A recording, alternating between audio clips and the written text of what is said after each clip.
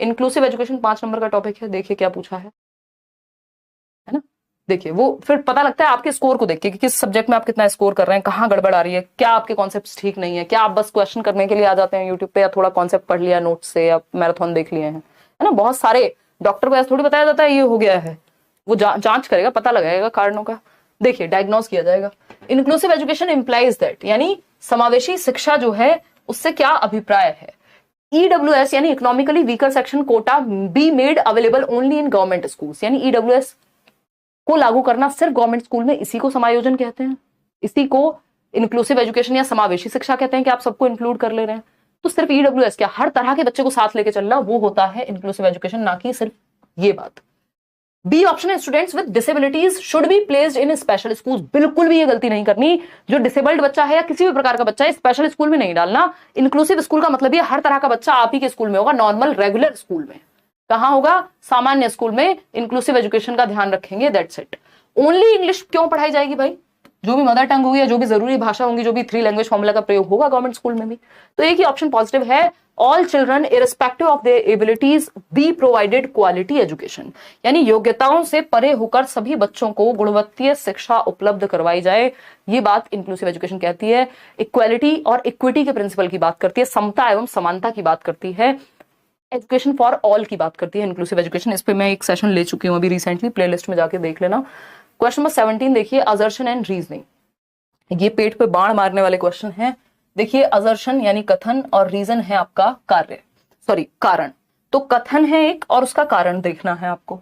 कथन क्या है, while teaching a teacher should use a variety of ways to represent the context of teaching, यानी पढ़ाते समय एक शिक्षक को पाठ्य सामग्री को दर्शाने के विभिन्न तरीके अपनाने चाहिए। यानी जो आप पढ़ाने जा रहे हैं वैरायटी ऑफ वेज को यूज करना चाहिए रिप्रेजेंट करने के लिए। जो भी आप पढ़ा रहे हैं उसको आप चार्ट का प्रयोग कर सकते हैं, आप एग्जाम्पल का प्रयोग कर सकते हैं, कोई एक्टिविटी करा सकते हैं, उदाहरण डिफरेंट दे सकते हैं। 70 तरीके हैं, किसी भी एक चीज को पढ़ाने का एक ही तरीका नहीं है, ठीक है ना। कोई कह रहा, अभिलाषा कह रही है नेगेटिव कमेंट्स मत पढ़ा करो, डिमोटिवेट हो जाते हैं। ऐसे कैसे है फिर तो आपको अब आपको क्या पता है, अगर फेक भी कमेंट होगा फिर तो आप तो दिल पे ले जाएंगे हर बात को, है ऐसे तो जी लिया आप इंटरनेट पे। भाई यहाँ कुछ पता नहीं है कौन कितना सच बोल रहा है, क्या है कहानी। हम ये मान लेते हैं कि हाँ अच्छी बात है, बट नेगेटिव बात को इतनी जल्दी अगर मान लोगे तो फिर तो दुनिया में जी लिए आप, है ना। देखिए अगर हम बात करें, इतना हल्का दिमाग लेके नहीं चलना, मुश्किल हो जाएगा जीना। वाइल टीचिंग, आप अपनी मेहनत पे फोकस करिए ना। और ये एक ऐसा एग्जाम है जिसमें आपका कॉम्पिटिशन किसी से नहीं है, सिर्फ खुद से है। 90 नंबर जिसके आगे वो क्वालिफाई कर गया, जबकि आपको अच्छे नंबर लेकर के आने हैं, लेकिन किसी का किसी से कॉम्पिटिशन नहीं है, मेरिट नहीं बनेगी यहाँ। देखिए while teaching a teacher should use a variety of ways to represent the context of teaching, यानी डिफरेंट वेज में टीचर को पढ़ाना चाहिए, एक चीज को डिफरेंट तरीके से पढ़ाया जा सकता है, बिल्कुल सही बात है। रीजन क्या दिया है इसका, teachers need to adapt their pedagogy to suit the diverse needs of learners, क्योंकि विभिन्न आवश्यकताओं वाले बच्चे हैं तो टीचर को उसी तरह से अपनी पेडागोजी में, अपने वेज ऑफ टीचिंग में परिवर्तन कर लेना चाहिए। बात एकदम सही है या गलत है, एकदम सही है। 120 तक आता है, क्लियर हो जाएगा, ज्यादा आएगा ऑनलाइन जो रियल एग्जाम होगा उसमें रियाज। तो both A and R are true and R is the correct explanation, दोनों ही बातें सही हैं। और जो रीजन दिया है वो सही से एक्सप्लेन करता है कि क्यों परिवर्तन लाना चाहिए, क्योंकि डिफरेंट तरीके से बच्चों की नीड्स को हम सूट कर पाएंगे यदि मल्टीपल वेज में पढ़ाएंगे तो। क्वेश्चन नंबर 18 देखेगा, ये कहता है a child is facing regular difficulty in writing, यानी बच्चे को रोजमर्रा में लिखने में दिक्कत हो रही है, निरंतर कठिनाई का सामना करना पड़ता है, जब भी वो लिखता है कुछ ना कुछ गड़बड़ें उसकी होती रहती हैं। She also experiences a challenge in formation of alphabets, alphabets को यानी लेटर्स को फॉर्म करने में, उसको ए बनाने में, बी बनाने में गड़बड़ होती है, वो ठीक से नहीं बना पाता। एंड स्पेसिंग ऑफ वर्ड्स, मतलब उसको पता है एक तो 100 लिखा, फिर या तो ज्यादा पास लिख दिया या फिर एक वर्ड से दूसरा वर्ड ज्यादा ही दूर लिख दिया, कितना स्पेस प्रॉपर होना चाहिए वो नहीं हो पा रहा बच्चे से। These characteristics hints towards which of the following learning disability, है ना। ये आपकी सीटेट की ही अंग्रेजी है, मैं इसमें कुछ नहीं कर सकती हूँ, हिंट्स टुवर्ड्स नहीं होगा, हिंट टुवर्ड्स, ठीक है ना। तो डिसलेक्सिया, डिसग्राफिया, देखो पढ़ने में यही बात होती तो हम कह देते डिसलेक्सिया है, लेकिन ये बात लिखने से संबंधित है। कैलकुलेशन में एंजाइटी होती, समस्या होती कुछ, तो हम कह देते डिसकैलकुलिया है। एडीएचडी होता है बच्चा उठ के घूमता फिरे, टिक ना पाए एक जगह पे, उसका ध्यान ना टिके, अटेंशन में कमी हो, इंटरेस्ट नहीं हो, तो वो सब हम मान सकते थे। लेकिन यहाँ सिर्फ डिस्ग्राफिया की तरफ ही ये सही उत्तर हमें लेके जा रहा है, क्योंकि लिखने में राइटिंग से संबंधित समस्या है बच्चे को, है ना। लिखने में। ये भी लिखा जा सकता था, एक क्वेश्चन ये भी आ सकता था, इलेजिबल राइटिंग है, यानी पढ़ने योग्य नहीं है, जो लिखा जा रहा है वो पढ़ नहीं पाएंगे आप। ऐसे बच्चे की नोटबुक अगर उठा करके देखेंगे, कॉपी जो है उसकी उठा करके देखेंगे, तो आप पढ़ नहीं पाएंगे, कुछ भी किलम काटी कुछ भी लिखता है वो। ठीक, तो B option is the right answer, क्योंकि लिखने में समस्या है ना। आलेख वैकल्य या फिर डिस्ग्राफिया भी लिख सकता है। क्वेश्चन नंबर 19 देखिए और जवाब दीजिए। ये कहता है to cater to individual differences among the students a teacher should, यानी व्यक्तिगत विभिन्नताओं को केटर करने के लिए। व्यक्तिगत विभिन्नताएं क्या होती हैं भाई? सभी लोग डिफरेंट है, बच्चे अलग अलग तरीके से सीखते हैं, हर एक इंडिविजुअल में डिफरेंसेस हैं। 30 बच्चे हैं क्लास में, 30 एक तरीके से सीखेंगे जरूरी नहीं है ना। तो इंडिविजुअल डिफरेंसेस होते हैं। हमारे इंटरेस्ट यानी हमारी रुचि अलग हो सकती है, मुझे कोई खाना पसंद होगा, निशा को कोई और खाना पसंद होगा, मतलब फेवरेट फूड डिफरेंट हो सकता है, फेवरेट हॉबीज जो है वो डिफरेंट हो सकती है हमारी, है ना। तो ये क्या हुआ, हम अपने इंटरेस्ट में, एप्टीट्यूड में, एटीट्यूड में डिफरेंट होते हैं, यही इंडिविजुअल डिफरेंसेस हैं। हम सब कुछ सेम तो नहीं हो सकते, सारे सेम हो गए तो फिर रॉबर्ट्स बन जाएंगे। तो इस चीज का ध्यान कैसे रखें? स्टैंडर्डाइज्ड इंस्ट्रक्शन नहीं, इंडिविजुअल डिफरेंसेस और flexible instruction. Variety of pedagogical approaches, best तरीका है कि मल्टीपल वेज मल्टीपल बच्चों के लिए यूज कर सकते हैं। यूनिफॉर्म पेडागोजी नहीं, डिफरेंशिएटेड, है ना। पेपर पेंसिल टेस्ट कोई इकलौता तरीका नहीं है, इससे बच्चा एक्टिव नहीं है, सबसे ज्यादा वैरायटी ऑफ वेज में एक्टिव होगा। तो B option is the right answer. Question number 11 में कई लोगों को डाउट है, मैं लास्ट में कराऊंगी, डोंट वरी। क्वेश्चन नंबर 20 देखिए, आसान सा क्वेश्चन है, लड्डू सवाल बिल्कुल इसको कहेंगे हम, है ना। जवाब दीजिए फटाफट से, जल्दी से जवाब दीजिए लाइक शेयर करते हुए, अगर आप भूल गए हैं और आपको सेशन पसंद आ रहा है तो। बताओ, विच of the following is an essential characteristic of creativity, यानी कि मुख्य विशेषता कह लीजिए, अनिवार्य लक्षण है, इसेंशियल है, आवश्यक है। यदि रचनात्मकता लानी है बच्चे में, कुछ नया लेकर के आना है या नयापन चाहिए आपको, कुछ आउट ऑफ द बॉक्स करने के लिए, जरूरी चीज क्या है क्रिएटिविटी के लिए? इंपल्सिवनेस तो ऐसी होती है कि अब मन किया 1 मिनट में ये शुरू किया, फिर दूसरा कुछ शुरू कर दिया, कुछ भी पूरा नहीं हो पा रहा, मतलब जैसे इंपल्स आ रही है अंदर से वैसे कर लिया, तो इससे क्रिएटिविटी नहीं आती इंपल्स के अकॉर्डिंग, कि सिर्फ इंपल्सिव होने से, ठीक है ना। फिर आती है बात सेंट्रेशन इन थॉट। अगर सेंट्रेशन इन थॉट है, इसका मतलब फोकस नहीं कहते इसको कहते हैं कि बस एक ही तरीके से किसी चीज को देख पा रहे हो, वो प्याजे वाला सेंट्रेशन की बात हो रही है, नेगेटिव है ये। क्रिएटिविटी नहीं आ पाएगी, डिफरेंट तरीके से सोचने पे, डिसेंटर करने पे आ पाती है क्रिएटिविटी। कन्वर्जेंट थिंकिंग बिल्कुल भी नहीं है, तो इंटेलिजेंस से जुड़ा हुआ है। आपको बताया था क्या साथ में चलता है, डीसी साथ में चलता है, ना कि सीसी, मतलब कन्वर्जेंट और क्रिएटिविटी साथ में नहीं चलते, जबकि डाइवर्जेंट थिंकिंग और क्रिएटिविटी साथ में जाते हैं। तो दिशाओं में सोचने से रचनात्मकता आती है कि भाई मटका देखा और देखा कि इसमें समस्या होती है लोगों को यूज करने के लिए, तो एक काम करो, इसमें टैप लगा दो। पहले कुछ और सोचा होगा, पहले वो आता था ना मटके से निकालने वाला एक, हाँ, तो पहले वो किसी ने वो भी क्रिएटिविटी सोची होगी, दिशाओं में सोचा होगा, मल्टीपल चीजें सोची होंगी, फिर उसमें से एक चीज यूज की होगी। तो A option is the right answer. आगे बढ़ेंगे, स्पीड बढ़ाएंगे। चलिए क्वेश्चन नंबर 21 पे। Young children construct knowledge and make meanings through, यानी जो छोटे बच्चे होते हैं वो ज्ञान की संरचना और अर्थ का निर्माण किस प्रकार करते हैं? प्याजे को याद कीजिए, जो कहते हैं कि बच्चे नन्हे वैज्ञानिक होते हैं, यानी बच्चे लिटिल साइंटिस्ट हैं, जो कुछ ना कुछ एक्टिविटी करके सक्रिय भागीदारी के थ्रू, यानी नॉलेज का एक्टिव कंस्ट्रक्शन करते हैं।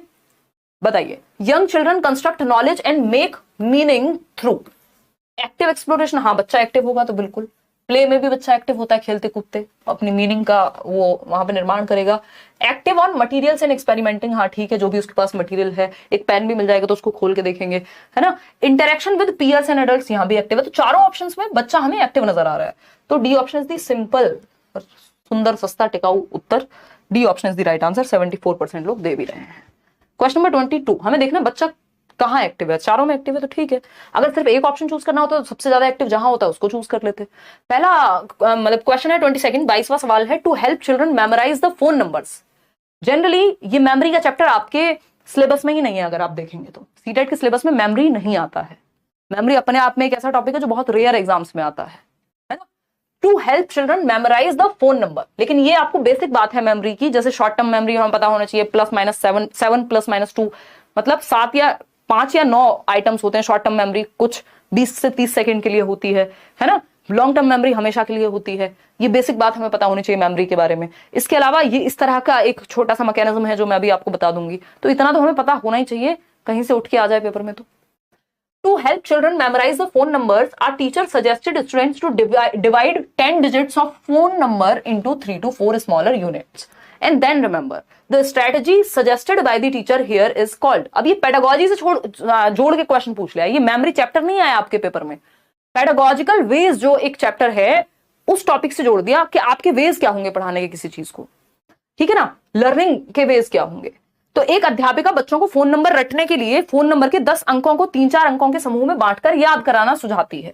अध्यापिका द्वारा सुझाई गई यह रणनीति डैश कहलाती है। इस तरह का सवाल वैसे आता नहीं है जनरली, ये रेयर केस था, पिछले साल आया था, इस साल तो आया भी नहीं है, बट आ जाएगा कल को, तो आप अटके ना। मान लीजिए 10 नंबर का एक फोन नंबर है 9599161025, ये लेट्स लर्न का नंबर हुआ करता था, क्या होता है अभी भी, बट वर्क नहीं करता, कॉलिंग के लिए अवेलेबल अभी नहीं है। अब अध्यापिका ने कहा 3-4 का ग्रुप करा, तो जैसे मैंने अभी बोला ना, तो मैंने क्या बोला 9599, मतलब ये 4 का चंक मेरे दिमाग में होगा। फिर मैंने कहा 161025, ऐसे याद करते हैं ना हम, 99 फलाना ढिमकाना, 310 800 फलाना, नंबर बोल देती मैं अभी तो अगर मैं बात करूं तो ये क्या है, नहीं कंप्यूटर आर्किटेक्चर नहीं पढ़ाती मैं, केयर फॉर्म। देखिए तो ये क्या है, चंकिंग कहते हैं उसको, टुकड़ों में तोड़ना, टुकड़ों में तोड़ना, ठीक है ना, टुकड़ों में तोड़ना कहते हैं इसको। चंकिंग के थ्रू हम बड़ी चीजों को याद रख सकते हैं चंक्स में तोड़ करके। चंक समझते हो, सोया चंक्स आते हैं, मम्मी बनाती होंगी घर में, आते हैं तुम्हारे भी, हाँ, तो सोया चंक्स, वो सोयाबीन की जो प्रॉपर वो होते थे बॉल्स, उनको चंक में तोड़ दिया, मतलब टुकड़ों में बांट दिया, तो वो सोया चंक बन गया। उसी तरह से जब आपने किसी एक यूनिट को, एक नंबर को टुकड़ों में तोड़ करके याद कर लिया, तो वो खंडीकरण हो गया, चंकिंग कहलाता है ये मैकेनिज्म, है ना। ऐसे हम बहुत सारी चीजें चंक में याद करते हैं। ये एसिमिलेशन तो है ही कहीं ना कहीं, लेकिन एग्जैक्टली ये उदाहरण एसिमिलेशन का नहीं है। एनकोडिंग होता है जब आपने, है ना, यही होता था ना, लव, नहीं नहीं नहीं नहीं, अरे यार मैं तो बहुत फुद्दू इस मामले में, रुको एक मिनट अभी बताती हूँ। एनकोडिंग क्या है, मेमोरी में फीड करने के लिए आप फॉर्म चेंज कर लेते हैं, जैसे आप, हाँ, सेंसरी इंफॉर्मेशन को। तो अगर हम बात कर रहे हैं यहाँ पे, इतना सुंदर उदाहरण आ रहा था, फ्लो खराब कर देते हो। देखो एक बार, अगर हम बात करते हैं, किसी को तो समझ आ गया देखो मेरे बताने से पहले, हाँ हाँ हाँ, नहीं नहीं नहीं, कोई कह रहा है 145 प्लस आएगा, बहुत बढ़िया। तो अगर हम बात करते हैं, ये आपने देखा होगा हमारे देश में बहुत कॉमन है ना, ठीक है ना, ऐसे लिखते हैं लोग, एनकोड कर दिया, देख रहे हो जादू, देख रहे हो, ये क्या है, एनकोड कर दिया, मतलब एनकोड कर दिया, कोड में परिवर्तित कर दिया। अब सामने वाला इसको डिकोड कर लेगा फटाफट से कि इसका मतलब ये होता है, लेकिन आप तो कहना चाहते थे, आप क्या कहना चाहते थे, ठीक है, मजाक के लिए फन एलिमेंट जोड़ रही हूं, है ना। तो ये क्या है, एनकोड किया। जैसे आपने मूवी देखी होगी, वो कौन सी मूवी है जिसमें हॉलिडे या ऐसी जो स्पाई वाली मूवीज होती हैं, जिसमें हम देख रहे हैं कि रॉ या एजेंट्स काम कर रहे हैं अलग अलग कंट्रीज के, तो वो कोडिंग डिकोडिंग चलती है वहां पे, कि आप एनकोड करेंगे, कोड भेजेंगे और सामने वाला उसको डिकोड करेगा। तो वो कोड में बनाने के लिए उस कोड में परिवर्तित करने को एनकोडिंग कहते हैं, ठीक है ना। देखिए कितने खुश हैं लोग, बस ऐसी बातें कर लो एकदम खुश रहते हैं। अडेप्टेशन नहीं, आगे बढ़ते हैं, है ना। अडेप्ट में कुछ चेंज थोड़ी किया। चलो क्वेश्चन नंबर 23 आते हैं। क्वेश्चन नंबर 23 पे ये कहता है, विच of the following form of learning should be emphasised most in schools, यानी किस प्रकार के अधिगम पे सबसे ज्यादा जोर स्कूल में दिया जाना चाहिए, बताइए फटाफट से। देखो कितनी हंसी आ रही है, लोटपोट हो चुके हैं, है? क्या मैम आपके एग्जाम्पल भी, हाँ शालिनी, तभी तो अब आप छोटे बच्चे थोड़ी 5वीं क्लास में नहीं डिस्कशन चल रहा ना, आप सभी 18 वर्ष से ऊपर के लोग हैं। देखिए मैम मैं मूवी नहीं देखती हूँ, कोई बात नहीं, मैंने आपको बाकी एग्जांपल्स दे दिए ना। देखिए तो अगर हम बात करें विच of the following form of learning should be emphasised most in schools, यानी विद्यालयों में सबसे अधिक किस तरह के अधिगम पर बल दिया जाना चाहिए, 95% लोग ए कह रहे हैं। Acquiring different skills and knowledge through interaction with surroundings, यानी परिवेश से सहभागिता द्वारा कौशलों और ज्ञान का अर्जन, यानी जो भी हमारा एनवायरमेंट है आसपास का, वहां इंटरेक्ट कर रहे हैं, मतलब बच्चा एक्टिव भी है, वाइगॉस्की भी फॉलो हो रहे हैं यहाँ पे, समाज और संस्कृति के साथ अन्योन्य क्रिया करके, अंतः क्रिया करके क्या कर रहे हैं, सीख रहे हैं। ठीक, रोट मेमोराइजेशन, रटना नहीं है, रेट नहीं है, रोट होगा, है ना, विषय वस्तु को रटना नहीं, रटंत विद्या चलंत नहीं, रोट लर्निंग नहीं, मीनिंगफुल लर्निंग, अर्थपूर्ण अधिगम जो जीवन से जोड़ के हम समझ रहे हैं, उस पर फोकस करना है। पैसिव नहीं रखना, बच्चे को एक्टिव रखना है। कंडीशनिंग नहीं करानी, बच्चे को एक्टिव रखना है। कंडीशनिंग में भी एक तरह का रट्टाफिकेशन होता है, बार बार आदत डलवाई जाती है। तो ए ऑप्शन सही है, जहां बच्चा एक्टिव है, बाकी तीनों में बच्चा एक्टिव नहीं है। क्वेश्चन नंबर 24 देखेंगे, थोड़ा सा बड़ा सवाल है, बट मुझे उम्मीद है कि आप जीत जाएंगे हम, है ना। Which of the following set exemplify a social constructivist approach to facilitate reading among student. यानी निम्न में से कौन सा युग्म, जोड़े दिए हुए हैं 4, उनमें से 2 का सेट बनेगा जो सही होगा। कौन सा युग्म सामाजिक संरचनावाद उपागम, यानी समाज के साथ इंटरेक्ट करके सीखना, वाइगॉस्की की थियोरी, जहां ग्रुप में या 2 या 2 से अधिक लोग मिलकर के सीख रहे हो, बताइएगा। शर्ट बहुत अच्छा लग रहा है, धन्यवाद मोना सिंह, है ना। एड्रेस भिजवा दीजिए, हम कुछ नहीं भिजवाएंगे। देखिए, Salma uses flash cards to help students learn new words and rewards them with candy for correct responses. देखिए, याद रखिएगा, जहां भी कंस्ट्रक्टिविज्म आ रहा है वहां रिवॉर्ड पनिशमेंट का कॉन्सेप्ट नहीं लागू होता। बहुत ज्यादा रिवॉर्ड पे या पनिशमेंट पे फोकस नहीं करते रचनावादी लोग, चाहे वो प्याजे हो, सोशल कंस्ट्रक्टिविज्म की बात हो रही है, चाहे वो वाइगॉस्की हो, प्याजे रेडिकल हैं। लेकिन कंस्ट्रक्टिविज्म रिवॉर्ड एंड पनिशमेंट पे फोकस करता है, व्यवहारवाद, स्किनर, पैवलव, थॉर्नडाइक, इस तरह के लोग। बी ऑप्शन है, Pramati has her students choose from a variety of books to read. Those students who read a particular book are made to discuss the book on a regular basis. यानी discussion की बात हो रही है, कुछ मिल नहीं रहा है, लड्डू नहीं दिए जा रहे हैं यहाँ पे बच्चे को, लेकिन ग्रुप में एक्टिव रखा जा रहा है, 2 या 2 से अधिक लोग मिलकर के सीख रहे हैं, तभी तो सोशल कंस्ट्रक्टिविज्म लागू होगा। Arundhati emphasise the importance of using contextual material. एकदम इतना पॉजिटिव वर्ड है ये कॉन्टेक्चुअल वर्ड, संदर्भ यानी जीवन से जोड़ना, संदर्भ से जोड़ना। Rekha has her students write each word they miss on a spelling test 5 times। इसको रट्टाफिकेशन नहीं कहते हैं कि 5 बार लिख पाओ, 10 बार लिख पाओ, ये कराओ, है ना। तो हमारे पास सेकंड और थर्ड यही 2 सोशल कंस्ट्रक्टिविस्ट, यानी जहां बच्चा सच में एक्टिव है, रट्टाफिकेशन नहीं हो रही है। C option is the right answer. 68% लोग सही उत्तर दे पाए हैं, बाकी सबने गलत उत्तर यहां दे दिया है। चलिए क्वेश्चन नंबर 25 देखिए, 5 सवाल और हैं, बहुत अच्छे से आप लोग समझ रहे हैं। As a teacher how can you facilitate problem solving abilities in your students.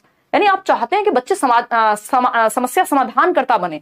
समस्या समाधान करता कौन होता है? बच्चे के सामने प्रॉब्लम आए, चाहे वो मैथ्स की हो, जीवन की हो, जो भी हो, और वो उसको सॉल्व करना सीखे। उसके लिए क्या करेंगे? Generating fear amongst your students, डर से नहीं समस्या का समाधान होगा, डर नहीं भरना बच्चे में। एनकरेजिंग अ फिक्स्ड वे, ये भी एकदम खराब तरीका है कि अगर आपने फिक्स्ड वे है, आपका कोई भी समस्या आती है, आप मम्मी कहती है बेटा फोन से हो रहा है ये सब कुछ, या एक ही तरीका है आपके पास, हर समस्या का एक समाधान, ऐसा नहीं होता है ना। ऐसा एड्स में होता है, ऐसा बस में चूरन बेचने वाले व्यक्ति कह सकते हैं, आप नहीं कहेंगे एज अ टीचर और लर्नर। फिक्स्ड वे नहीं हो सकता समस्या का समाधान का। इसको मेंटल सेट कहते हैं कि एक ही सेट तरीका हो गया दिमाग में, नए तरीके नहीं सोच पाता दिमाग। एनकरेजिंग यूज ऑफ एनालिसिस, ये बात एकदम सही है कि जो भी प्रॉब्लम है उसको टुकड़ों में तोड़ के उसका विश्लेषण करना। वो न्यूज में आता था ना, क्या डीएनए और समथिंग आता था, डेली न्यूज एनालिसिस और समथिंग, एक एपिसोड आता था, आई थिंक बहुत टाइम हो गया, पापा देखते थे ना बहुत। तो ये एनालिसिस मतलब हर दिन की जो भी न्यूज है उसको एनालाइज कर रहे हैं, टुकड़ों में तोड़ रहे हैं, क्या ये सच है, क्या 2000 के नोट में चिप है, नहीं है, व्हाटएवर। तो उसका विश्लेषण करना, किसी भी समस्या का उसको टुकड़ों में तोड़ के देखना और फिर समाधान तक पहुंचना, ये एक अच्छा तरीका होता है। Emphasizing on use of passive memorisation, भैया निष्क्रिय नहीं रखते बच्चे को, रट्टे नहीं लगवाने उससे, एक्टिव रखना है बच्चे को, सक्रिय रखना है ना कि निष्क्रिय। तो एकमात्र सही उत्तर सी ऑप्शन है, जहां बच्चा एक्टिव है। समरूपों के देखिए अंग्रेजी में कुछ दे दिया, हिंदी में कुछ दे दिया, एनालिसिस होता तब भी ठीक था, बट इसका जो सही वर्ड होगा इंग्लिश में, ये आपके पेपर में ही मिस्टेक है, ये एनालॉजी होगा, क्योंकि हिंदी में जब इन्होंने लिखा है ना, एनालिसिस गलत नहीं था, लेकिन हिंदी में क्योंकि लिखा है तो मैं समझ गई, क्योंकि ये हमेशा आता है, क्वेश्चन बहुत बार रिपीट हुआ है। समरूपों के इस्तेमाल, समरूप होता है एनालॉजी। एनालॉजी क्या होता है? ये प्रॉब्लम आपने कभी इस तरह की कोई सॉल्व की है, आज उस तरह की कोई और प्रॉब्लम आ गई है, जो थोड़ा उससे सीखा था उसको इस सिचुएशन में भी लागू कर दिया है। एक ही तरीका नहीं है, बट उस तरह की समस्याओं के समाधान में इस तरह का क्वेश्चन हमने पहले किया था, तो जो आपने वहां सीखा था उसको आप यहां लागू करेंगे। रट्टा नहीं लगा के बैठे हैं कि बस उसी आंसर को चेप देंगे, ये एनालॉजी है। जब मैं कह रही हूं कि इस तरह की चीज हमने समझी थी, तो उस तरह की चीज कोई भी, ठीक है ना। जैसे हमारी जो आंखें हैं वो एक कैमरा की जैसी है, ये एनालॉजी है, यानी समरूप। उस तरह की अगर कोई समस्या सॉल्व की है तो उसके ज्ञान को यहाँ पे यूज करेंगे तो प्रॉब्लम सॉल्विंग हो पाएगी। उस तरह की कोई प्रॉब्लम पहले आई होगी तो आपने देखा यार, आपकी लाइफ में कोई नई समस्या आई, क्या ठीक है ब्रेकअप तो पहले भी देखा है, कोई बात नहीं झेल लेंगे, क्या हुआ, ये हुआ थोड़ी है तुम्हारा, देखिए मजाक कर रहे हो। तो ये क्या हुआ, ये हुई एनालॉजी कि मतलब सेम तरह की समस्या आप पहले भी फेस कर चुके हैं, तो जो भी उसमें कॉमन चीजें थी, कुछ नई भी हो सकते हैं इस बार की समस्या में, लेकिन उनको आप यूज कर लेंगे समस्या के साथ डील करने में। चलिए क्वेश्चन नंबर 26 देखिए, विच ऑफ द फॉलोइंग, ज्यादा दिल पे मतलब जाना, मैं मजे लेती रहती हूँ निशा की, ब्रेकअप होने के लिए पैचअप होना जरूरी होता है। देखिए क्वेश्चन नंबर 26 देखिए, विच of the following will result in facilitation of meaningful learning. इसको भी तो एक्टिव रखना है ना, ये सो जाती है बीच बीच में, तो आप लोगों के साथ साथ निशा को भी सक्रिय रखने की जिम्मेदारी इस कक्षा में मेरी ही है। निम्नलिखित में से कौन सा सार्थक अधिगम को सुसाध्य करेगा? सार्थक अधिगम क्या होता है? अर्थपूर्ण अधिगम। सार्थक कब होगी कोई चीज? जब आपकी जीवन से जुड़ जाए। ब्रेकअप का एग्जांपल समझ में आता है आपको, जीवन से जुड़ जाता है। देखो, प्रमोटिंग डीकॉन्टेक्चुअलाइज्ड लर्निंग, डीकॉन्टेक्चुअलाइज नहीं कॉन्टेक्चुअलाइज, संदर्भ से जोड़ना है। एनकरेजिंग मल्टीपल वेज, ये बात एकदम सही है कि एक समस्या के समाधान के मल्टीपल तरीके हो सकते हैं। रोट लर्निंग, जी नहीं। कॉपी करना, जी नहीं। तो बी ऑप्शन एकमात्र सही तरीका है जहां पे बच्चा एक्टिव होगा। आगे बढ़ेंगे नेक्स्ट क्वेश्चन पे। क्वेश्चन नंबर 27 देखिएगा, 3 सवाल और हैं। 11वां सवाल में कराऊंगी, 11th क्वेश्चन किसी को समस्या थी। Students are likely to experience the emotion of dash when they attribute internal factors to explain their success at a task. यानी अगर विद्यार्थी अपने कार्य की सफलता को आंतरिक कारणों पर आरोपित करते हैं कि कुछ तो इंटरनल है मेरे अंदर जिसकी वजह से ये सब हो रहा है ना, तो आंतरिक कारणों पर अगर आरोपित कर रहे हैं बच्चे, तो उनमें डैश की भावना उत्पन्न होगी। मेरे ख्याल में ये एक्सटर्नल होना चाहिए था। यहाँ पे जो क्वेश्चन है इसमें कुछ गड़बड़ मुझे लग रही है, बट कोई नहीं। शेम तो नहीं होगी क्योंकि एक्सटर्नल होगा कोई रीजन कि बाहर के लोगों की वजह से हो रहा है, एंग्जाइटी, एंगर, नहीं। यहाँ पे प्राइड हो जाएगा इन सब ऑप्शंस में से कि आंतरिक कारण पे अगर हम फोकस करेंगे। इंटरनल फैक्टर्स कौन से हो सकते हैं? आपकी एफर्ट, आपका क्या कहेंगे उसको, आपका अभ्यास, आपका प्रयास, कि भाई मैंने मेहनत की और उसका रिजल्ट कुछ निकल करके आया, पॉजिटिव है, तो मैं गर्व महसूस करूंगी। यहाँ पे नेगेटिव होता तो कुछ और हो जाता। तो इंटरनल फैक्टर्स, एक्सटर्नल फैक्टर्स पे नहीं डालना। एक्सटर्नल फैक्टर्स क्या है? पेपर खराब आ गया था, टीचर ने अच्छे से नहीं पढ़ाया था, ये मुझे तो अच्छी सुविधाएं नहीं मिली थी, मेरे दोस्त को मिली थी। हो सकता है वो एक्सटर्नल फैक्टर्स सच भी हो, लेकिन आपके हाथ में सिर्फ इंटरनल फैक्टर्स हैं जिनको आप कंट्रोल कर सकते हैं, ठीक है ना। तो अगर इंटरनल फैक्टर्स पे डाला जा रहा है, इसका मतलब आप अपनी आंतरिक क्षमता पे कि आपने कितना अच्छा आपको आता था या कितनी अच्छी मेहनत की, तो ये प्राइड की भावना यहाँ पे आ सकती है। इन 3 ऑप्शंस में एकमात्र यही सही की तरफ हमें लेके जा रहा है। अगर ये ऑप्शंस चेंज कर देगा तो उत्तर भी इसका बदल जाएगा। क्वेश्चन नंबर 28 देखिए, eight primary level of education use of multi sensory approach. Multi sensory मतलब मल्टीपल सेंसेस, 5 सेंसेस है ना। देखना मतलब हमारी आंखें, कान मतलब देखना, सुनना, टच, फील करना, टेस्ट करना, ये हमारे 5 ज्ञानेंद्रियां हैं, बचपन से पढ़ते आए हैं।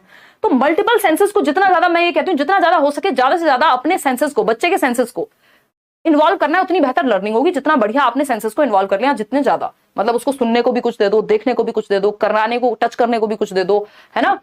तो ये सब अगर स्मेल करने को कुछ दे दो, मतलब सारे जितने ज्यादा सेंसेस इन्वॉल्व होंगे उतना बच्चा एक्टिव होगा। तो मल्टी सेंसरी अप्रोच को प्रोत्साहित किया जाना चाहिए, एनकरेज किया जाना चाहिए। रीजन बताइए। लर्निंग ज्यादा प्रभावी होती है, बिल्कुल 100% सही बात है, पहला ही ऑप्शन। बाकी के 3 भी चेक करेंगे।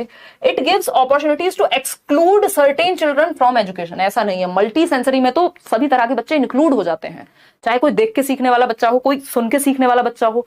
हमने बहुत बार डिस्कस किया ना, 3 लर्निंग स्टाइल होते हैं मुख्य रूप से सीखने के। जो 3 लर्निंग स्टाइल्स हैं आपके, कौन से? एक है आपका ऑरल लर्नर्स। ऑरल समझते हो? ऑरल ओरल नहीं है कि बोल के, ऑरल होते हैं सुन के, ऑडियो से। ध्यान रखिएगा, ये वर्ड बनाए ही है ऑडियो से, मतलब सुन के, लिसनिंग वाले, जैसे जिनको पॉडकास्ट या वो वीडियो सुन के भी समझ जाते हैं, लिसनिंग। दूसरे होते हैं विजुअल लर्नर्स, जिनको कोई चार्ट दिखा दो, मूवी दिखा दो, कुछ पिक्चर दिखा दो, उससे जल्दी समझते हैं, है ना, देख करके। मोर देन 65% लोग इसी में आते हैं कि उनको कोई चार्ट, पिक्चर कुछ दिखा दो, तुरंत समझ जाते हैं। काइंस्थेटिक होते हैं बहुत ही कम, मतलब इनको करके ही दिखाना पड़ेगा या इनको एक्टिविटी में ही इन्वॉल्व करना पड़ेगा। छोटे बच्चों में ये चीज ज्यादा रहती है, ये कुछ 5% के आसपास है। बाकी के 30% लोग ऑरल यानी सुन करके सीखना ज्यादा पसंद करते हैं। तो सबसे ज्यादा अगर हमने इन तीनों स्टाइल्स को, ये लर्निंग स्टाइल्स हैं यानी सीखने के तरीके हैं, स्टाइल्स हैं। कुछ बच्चों को ग्रुप स्टडी पसंद होगी, कुछ को अकेले पढ़ना पसंद होगा, कुछ को किताब से पढ़ना पसंद है, कुछ को वीडियो देख के पसंद है ना, कुछ को सुन के पढ़ना पसंद है, उनका दोस्त उनको सुना दे, अच्छा भाई ये वाली डेफिनेशन सुनाइए, तुरंत याद हो जाती है। तो ये क्या है? ये लर्निंग स्टाइल्स हैं। अलग अलग सेंसेस को मतलब जितना इन्वॉल्व करेंगे उतना बेहतर चांस है कि आप बेहतर सीख पाएंगे। तो एक्सक्लूड नहीं इंक्लूड होगा इससे तो बच्चा, कि वो अलग अलग तरीके से सीख पाए। It saves lot of instruction time of teacher. Teacher का टाइम बचाने के लिए जीवन नहीं चल रहा है यहाँ, बच्चों को अच्छे से सिखाने के लिए। It yields to docility among children, यानी आज्ञापरायणता पैदा करता है कि बच्चे की बात, मतलब टीचर की बात नहीं मानेगा बच्चा। इससे ऐसा कुछ नहीं है। मल्टी सेंसरी से वो एंगेज्ड रहेगा, इफेक्टिव तरीका है, प्रभावी तरीका है सीखने का। ये थोड़ा सा लेंथी क्वेश्चन है, सेकंड लास्ट है आज के लिए। क्वेश्चन नंबर 29 कहता है, children often form alternative conceptions. 1 नंबर का क्वेश्चन इस पे हमेशा आता ही है। Alternative conceptions and misconceptions about various concepts. Misconception लिखा हो, ऑल्टरनेटिव कॉन्सेप्शन लिखा हो, नाइव कॉन्सेप्शंस लिखा हो, बात बराबर ही है। ठीक है अनिल सिंह, बताइए फटाफट से। कौन सी बात मिसकॉन्सेप्शन फॉर्म होने के बारे में या ऑल्टरनेटिव कॉन्सेप्शन फॉर्म होने के बारे में सही नहीं है? नॉट पूछा है। थ्री इडियट्स के जैसे कान खड़े कर लेने, रणछोड़ दास जैसे, जहां पे ध्यान से जवाब देना है। ऑल्टरनेटिव कॉन्सेप्शन के बारे में कौन सी बात सही नहीं है? नॉट करेक्ट पूछा है। ऑल्टरनेटिव कॉन्सेप्शंस फॉर्म होते क्या है अभी बताऊंगी। बच्चे अक्सर विभिन्न संकल्पों के बारे में वैकल्पिक संकल्पनाएं या भ्रांतियां पैदा कर लेते हैं। कि बच्चे ने, टीचर ने पढ़ाया वाटर इज कलरलेस, यानी पानी का कोई रंग नहीं होता। बच्चा कह रहा है जी रंग होता है, मैंने तो देखा है ग्लूकॉन डी का पानी, वो तो होता है कैसा, ऑरेंज कलर का। मैंने तो तालाब में पानी देखा है, वो तो हरे रंग का होता है। अब बच्चे के अंदर भ्रांति हो गई है, भ्रांति पैदा हो गई है एक। इस भ्रांति को ऑल्टरनेटिव कॉन्सेप्शन कहते हैं कि बच्चे ने अपनी एक वैकल्पिक अवधारणा पैदा कर ली है। इसी को नाइव कॉन्सेप्ट भी कहते हैं कि उसने अपने अनुभव के आधार पे जो बात फैक्चुअली सही नहीं है उसको सही मान लिया है। ये हो सकता है बच्चे में, बहुत ही नेचुरल बात है ना। तो ये क्या हुआ, ये है आपका ऑल्टरनेटिव कॉन्सेप्शन, नेचुरल है। इसको डील करने का तरीका कौन सा सही नहीं है? पहला है alternative conceptions and misconceptions formed by student should be highly discouraged. ऐसा नहीं है, इसको एनकरेज करेंगे क्योंकि ये बच्चे ने भाई कुछ ना से कुछ तो अच्छा है ना, वो अपने पास कुछ तो अवधारणा पैदा कर रहा है, एनकरेज ही करते हैं, इसको डिस्करेज नहीं करते। Formation of alternative conceptions and misconceptions is very natural among children as well as adults. ये बात तो सही है भाई, एक स्वाभाविक सी बात है, बड़ों में भी हो सकती है भ्रांति और छोटों में भी हो सकती है।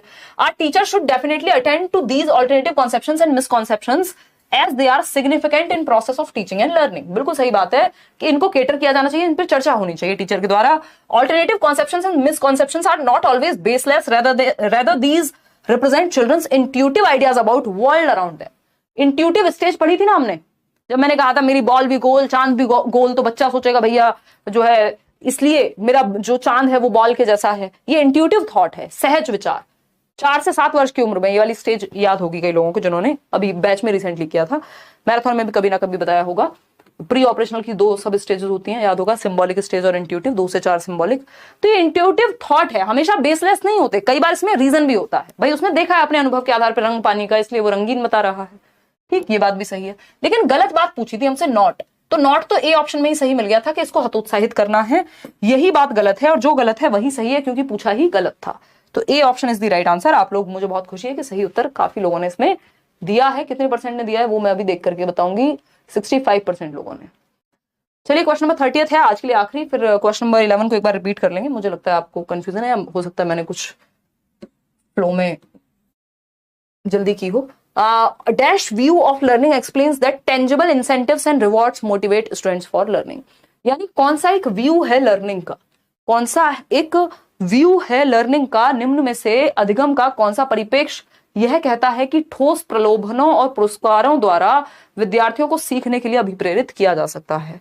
टेंजिबल अवार्ड्स क्या हो सकते हैं? लो बेटा पेन ले लो, है ना, लो बेटा फोन ले लो बेटा चॉकलेट ले लो। ये टेंजिबल रिवॉर्ड्स हैं जिनको छुआ जा सकता है, टच फील किया जा सकता है। 5,000 का चेक ले लो बेटा, आजकल ये भी चलता है ना। तो अगर हम बात करें ये कौन सा स्कूल ऑफ थॉट है जो इस बात को, इंसेंटिव्स को, रिवॉर्ड्स को प्रमोट करता है? अभी थोड़ी देर पहले ही बताया था। ह्यूमनिस्टिक मानवतावादी कभी नहीं करेगा, कॉग्निटिव पक्ष भी नहीं करता, वो बच्चे की मेंटल प्रोसेस पे फोकस करेगा क्योंकि मेंटल एस्पेक्ट से जुड़ा हुआ है कॉग्निटिव। सोशल कल्चरल बिल्कुल भी नहीं, क्योंकि सोशियो कल्चरल क्या है? वाइकॉस्की हो, प्याजे हो, कंस्ट्रक्टिविज्म, रचनावाद, रिवॉर्ड पनिशमेंट पे फोकस नहीं करता, चाहे वो एनसीएफ हो। बिहेवियरल जो स्कूल ऑफ थॉट है, जो साइकोलॉजी, स्कूल ऑफ साइकोलॉजी है व्यवहारात्मक, जिसमें स्किनर, थॉर्नडाइक, पैवलव, इस तरह के लोग आएंगे, वो कहेंगे रिवॉर्ड और पनिशमेंट की बात वो करेंगे। तो हम कहीं कहीं बिहेवियरिज्म को भी यूज करते हैं, बट बेटर तो है कंस्ट्रक्टिविज्म। ठीक है।